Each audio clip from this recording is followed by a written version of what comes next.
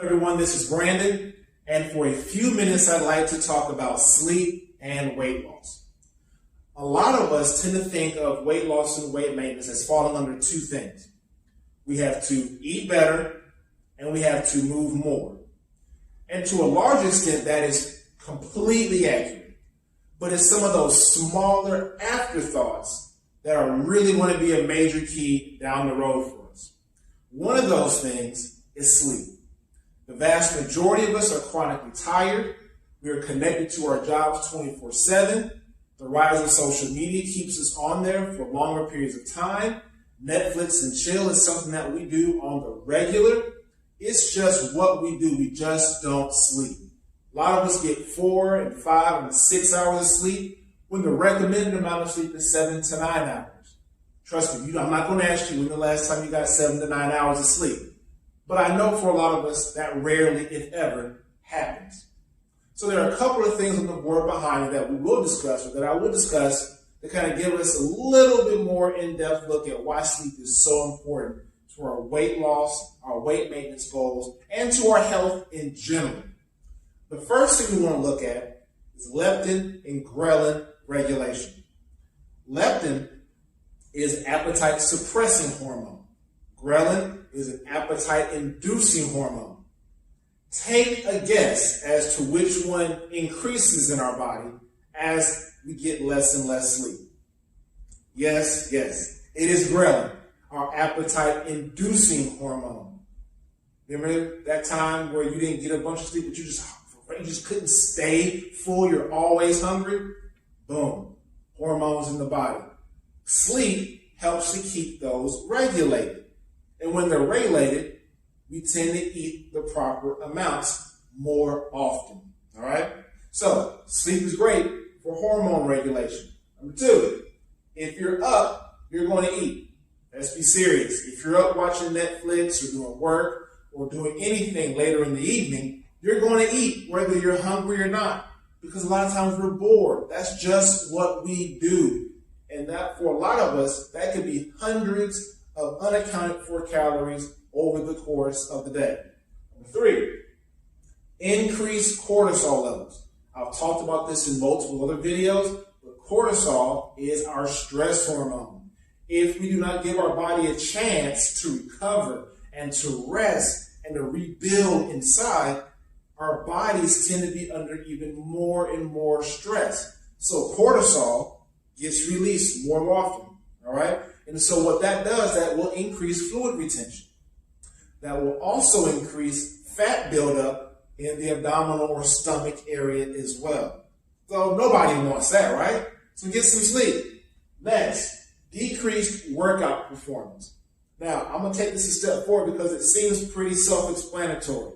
If you're tired, you can't put forth as much of an effort during your workouts. Great, understood. But what we don't always think about is the calories that we do not burn. So if you were accustomed to doing 500 or 600 calories during an exercise, but because you are tired, you're only able to do maybe 300 to 400, you have hundreds of unaccounted for calories over the course of the day, right? So let's take that over the course of a month or two. That could be thousands of unaccounted for calories just because you thought you exercised and burned this amount of calories, but because you were tired, you really only burned X amount. 150, 200 calories may not seem like a lot for one day, and it is not. But over 6 months, that's thousands of calories. Last thing is poor decision making. If you're tired, you process information differently up here, which means when you're faced with making tough choices, or more choices, you tend to not pick the right one. For instance, if you're tired and you're going out to eat, are you less likely or more likely to pick the healthier entree? You're probably less likely. You're less likely to do that for a lot of reasons. Number 1, your ghrelin levels are up, so you're going to be hungrier. You're going to want something that has more calories to it, that tastes good, and you don't have processing speed inside of your brain to say, oh, hold up, I already had a lot of calories today. So you're just not going to care as much. Sleep is vital to our health, but it's very, very important as well to our weight loss and weight maintenance goals. Now, I'm not a sleep scientist, so I'm not going to direct you and say this is what you got to do to get better sleep, because some of us may have a sleep disorder that may need to get checked out, and that's okay. Better to deal with it now and figure out what's going on and to work around it versus not knowing. But a lot of us really need to get on the sleep schedule. You cannot watch a show from 10 to 12 and expect to fall asleep at 12:05. Our bodies don't work that way. They need a chance to come down. Our bodies are in a constant state of excitement and stress, so we just can't lay down and expect to go to sleep. We have to calm down. So maybe, you decide at 8 o'clock, no more social media, no more TV, no more of this. I'm going to read, I'm going to meditate, I'm going to reflect on the day, I'm going to listen to some music, I'm going to let my body calm down for an hour and then go to sleep. That may be helpful. I know that's very helpful to me, and it's very helpful for a lot of people. So again, sleep is very important. Do not downgrade the importance of sleep. If someone tells you, if your doctor tells you, your trainer or coach tells you, get better sleep, or ask you how your sleep is, if you're having issues losing weight or keeping your weight off, that's not because we're reaching for straws. It's because there is a legit link between sleeping and weight loss.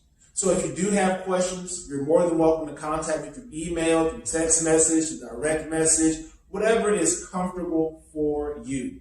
I thank you as always for taking the time to watch this video, and I'll be talking with you soon.